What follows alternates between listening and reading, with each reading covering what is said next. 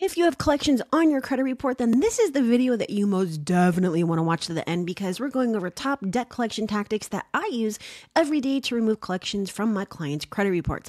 Now, the reason that you want to stay to the end of this video is because we're going over the debt collector violations checklist using the FDCPA, and I'm also going to introduce you to the KO method, steps to remove collections from your credit report, and when you get to the end, you're also going to find the full validation of debt package. And the package includes the actual collection letters that go out to the collectors and the letters that go to the bureaus. All right, so first things first, yes, this video does have a lot to it, all right? Now, I don't really expect you to make it to the end if you don't have time, but you're definitely going to want to bookmark this video. Not only that, but smash the like, subscribe if you haven't done so, and drop me a comment and say, hey, this is what I want to learn, ... All right, so let's get right into this debt collector violation checklist. Now, I'm also going to tag another video that I made specifically on FDCPA violations back in 2018 that go over these individually. And we're not going to go over all of them, but let's go through some of them. Falsely representing the character, like asserting the debt is invalid without verification. That's super important. Amount. Asserting the balance is immediately due when it's not, or legal status, like they're going to take you to court, right? That is a FDCPA violation. Transferring or selling an account to another debt collector without reporting the transfer or a zero balance to the credit bureaus, right? They're actually supposed to remove that initial collection from your credit report when they do that. That's a FCRA violation. Reporting a new duplicate account after receiving notice of dispute on the old account. FCRA. Let's go over that one more time. Reporting a new duplicate account after receiving notice of dispute on the old account. In other words, they're putting a new one on there just to screw with you. Misrepresenting the date of status or last activity. Doesn't that sound a little bit familiar? Gee, factual-based disputes. To re-age the account for any reason, such as attempting to modify the credit bureau's statute of limitations on reporting, which is normally 7 to 10 years, attempting to modify your state statute of limitations for a lawsuit, generally between 4 and 8 years on open accounts. And let's just make this a little bit bigger if we can. All right. So, there we go, that's a little bit better. Attempting to increase score damage and coerce payment by making the debt appear newer in age. These are all FCRA violations. Failing to report a disputed account as disputed to the credit bureaus. Failing to validate the debt in question while continuing further collection activity. And guess what? Credit bureau reporting is collection activity. Hello, keep that one in mind. FDCPA. Now, again, I'm going to jump through these, but you can use the link in the description to go and check this out yourself, okay? Every single word on this I put on here so that you can use to remove your collections from your credit report. Verifying an account with the credit bureaus before your request for validation has been completed. That's a FCRA violation. Let's go to another one. Falsely representing or implying that the debt collector is vouched for, bonded by, or affiliated with the United States or any state, including the use of symbols, badges, and logos. The false representation that communication is from an attorney. I see that one all the time. Failure to honor a cease and desist. Now, you want to be careful with that one because sometimes you're giving them no other option other than to take you to court, okay? And of course, calling before and after a specific time period, failing to disclose the caller's identity, and use of violence and blah, blah, blah. Some of these are a little bit straightforward and boring, but communicating with the consumer when the debt collector knows that the consumer is being represented by an attorney and calling your employer, using abusive language, failure of the debt collector to identify himself or herself by name. And let's go and jump down to the last one. Reporting a late payment when a collection account is closed-ended and cannot be late. You hear me say all the time, a collection is late by default. A collection is past due by default. This is a FCRA violation, all right? My friend, you have to look into the law, understand the law, and know how to use it. So let's go into validation. And remember, not only we're going over the violations, which we just did, but I'm going to introduce you to the KO method I use all the time, the validation of debt method I use all the time, and the steps to remove your collection. So stay until the end of the video, all right? So what counts as a valid form of validation? This is literally asked like 1,000 times a week. You'd think this question would be easy, but like many things in this, the answer isn't as easy as you'd think, right? To better understand the issue, let's just take a closer look at what validation aims to accomplish. Collection agencies may be collecting on behalf of a creditor, like, a hospital, or they may have actually purchased a bad debt, like portfolio recovery, right? And all of this happens in a virtual world. So in other words, if a debt collector purchases a debt from a creditor, they basically get some electronic data regarding the debt, and that's it. It doesn't come in a box. It doesn't come in the mail. There's no physical files or paperwork sent. It's all virtual. Now, having said that, what do you think that the bureaus get?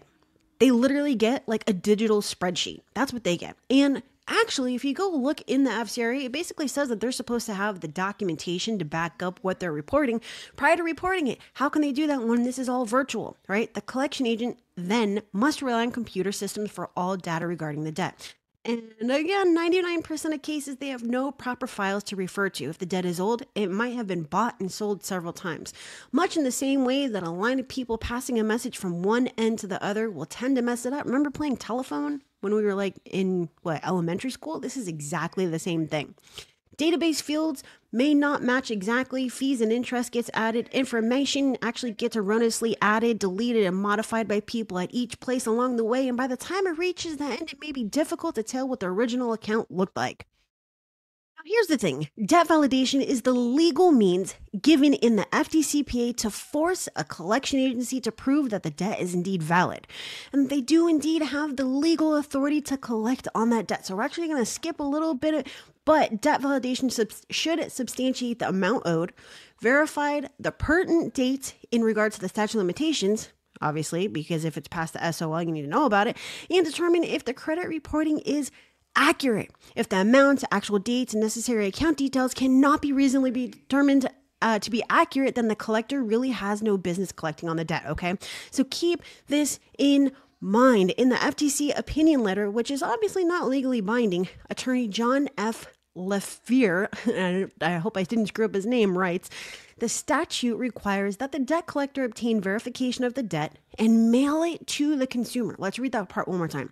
The statute requires that the debt collector obtain verification of the debt and mail it to the consumer. Because one of the principal purposes of this section is to help consumers who have been misidentified by the debt collector or who dispute the amount of the debt. It is important that the verification of the identity of the consumer and the amount of the debt be obtained directly from the creditor. Mere itemization of what the debt collector already has does not accomplish this purpose, okay? So yes, this is not legally binding, but I mean, come on, you can use this in a letter, all right? And it's also not a court decision. It's, like I said, just an opinion, but it should nonetheless carry some weight, okay? If you want to be on the side of a divisive issue, you'll have better chances of success if you're on the side with a favorable FTC opinion, all right? So let's go down a little bit more. The FDCA prohibits collection activity on disputed accounts, and credit reporting is a collection activity. These are the things that should be verified from the original creditor's records in the validation process. The amount originally owed, the amounts of interest and fees, statute of limitations, accuracy of the credit reporting itself, like has the collection agency reported accurate data to the bureaus? No. All verification of the consumer's identification and account information should be obtained from the creditor themselves and sent to the consumer by the debt collector. Now, I haven't heard anybody in any video or any course ever mention this part, all right? Now, going down to actually disputing collections, let's go down to 809C of the FDCPA, where it states the failure of a consumer to dispute the validity of a debt under the section may not be construed by any court as an admission of liability by the consumer. So when they're sending you that letter that says that you only have 30 days to actually, admit or not admit that it's yours, that is totally and completely 100% untrue. Yes, you can still dispute past the 30 days, right? And yes, a collection can legally be deleted. So I'm actually going to just go skip past this part. If you want to check it out, head down into the description and use the link. But the most effective collection disputes are actually factual. So whether a dispute is to the bureaus, a creditor, a collector, keeping your disputes factual will yield the best results and keep your just everything the way that it's supposed to be, especially if you are a business. Always dispute based on facts, all right? So let's go and look at the outline of the steps for collections, all right? And this does not have to be an exact outline. This is not concrete. It is just a roadmap that you can use, all right? So the collector contract method. All right, so do some fact finding, find out who the collector is, how big they are, the size of their original debt, whether or not the statute of limitations has expired. Contact the original creditor and find out what record, if any, they have of the account, and look for any factual errors. Is it a medical collection? If the consumer has either paid their original creditor or can pay their original creditor, consider using the HIPAA process from the tactics portion of my course. And I did do a video on this. All you have to do is type in HI. It's actually PAA, not PPA, in the keyword section. Does the account belong to the consumer? If not, then dispute directly with the collection agency and simply state the facts. If it's a fraudulent account to begin with, then the collector has no right whatsoever to any money or any settlement. Keep that in mind. If the account does belong to the consumer, then you're actually going to want to continue on with the next steps. Validation. And again, you can access the validation by using the link in the description. If the original creditor has no record of the account, or if the account is old and has been bought and sold by junk debt buyers, then you can ask validation from the collector. Right, and this is actually next to like impossible because they're not going to have anything. All right. Now the KO approach. This may be a worthwhile approach, especially if the debt is outside the statute of limitations and has been bought and sold multiple times. The older the debt, the better. Settlement and negotiation. That's pretty straightforward. Bureau disputes for multiple listings of the same account and for factual disputes, simple direct disputes to the collector based on incorrect reporting, and BBB complaints against the debt collector. Let's keep going. State Attorney General method. Attorney General and FTC complaints against the collector with copies sent to the collector. The collector contract method. And now let's talk about the KO method for collections. So let's say that a friend of yours, we'll just call him Bob, approaches you and says this: Jim hired me to collect the $10 you owe him. So Bob is in the business of collecting money for Jim. Bob runs a private business, and by paying the $10 to Bob instead of Jim directly, you're basically now doing business with Bob instead of Jim, and Bob gets a commission on the $10. There are several things that we should note about this. Jim told Bob that you owe him money, and as far as Bob's concerned, this is good enough. By paying Bob, you would end up doing business with Bob even though you had never chosen to do so. It gets even worse, though, when Bob tells you that if you don't pay the $10 that Jim said you owe him, Bob is going to report that $10 to the bureaus and mess up your credit. Now Bob is using coercion to force you to do business with him. Is that something that Bob, with his private collection business, should have the authority to do? No. Okay, that's the basic premise behind the KO tactic. Does the collection agency have the right to force the consumer to do business with them? And where do you get the authority to do so? The KO approach involves simply asking them just that. Okay, so if you want to check this out, use the link in the description. We are down on proof of contract, all right? So what if you signed a contract with your local ice cream shop saying that you agreed to purchase ice cream from them every week? What if the contract clearly stated that in the event of your failure to buy ice cream, the ice cream shop would tell the credit bureaus bad things about you and ruin your credit? If you're like most people, chances are you wouldn't remember signing the contract. So what you're going to do is you're going to request a copy of this contract that you signed, and you have to determine if you actually signed that and if it actually said that. But one key difference is that with the KO method and any variation thereof that may include the proof of contract approach, you aren't asking for validation. You're just asking for proof that the collector has the right to use the methods they are using to force the consumer to do business with them in the form of making a payment on the account. Sometimes simply challenging the collector's right is in this manner is enough to get them to go away. Other times, they'll respond stating why they believe they have the right and may include documentation such as a copy of the contract from the creditor with an assignment clause.